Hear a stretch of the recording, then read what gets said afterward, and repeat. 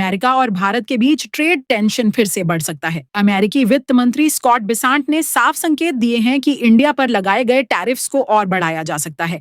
इस समय इंडिया पर कुल 50% टैरिफ लागू है, 25% बेस टैरिफ और 25% एक्स्ट्रा ड्यूटी, जो रशिया से ऑयल खरीदने की वजह से लगाया गया था।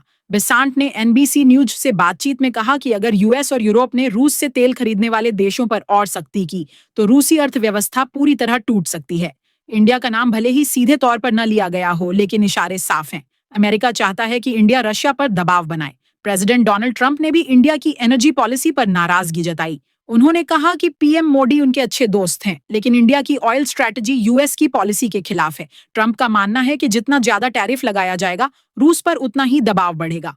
इंडिया ने इन आरोपों को खारिज किया है। फॉरेन मिनिस्ट्री का कहना है कि एनर्जी परचेज पूरी तरह नेशनल इंटरेस्ट और मार्केट रियलिटीज पर आधारित है।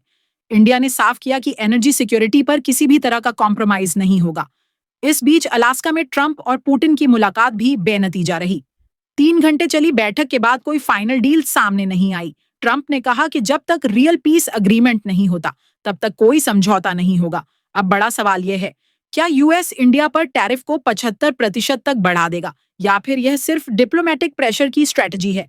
इंडिया ने वेस्टर्न कंट्रीज पर डबल स्टैंडर्ड्स का आरोप लगाते हुए पूछा कि जब यूरोपियन नेशंस खुद रशियन ऑयल खरीद रहे हैं, तो सिर्फ इंडिया को ही क्यों टारगेट किया जा रहा है?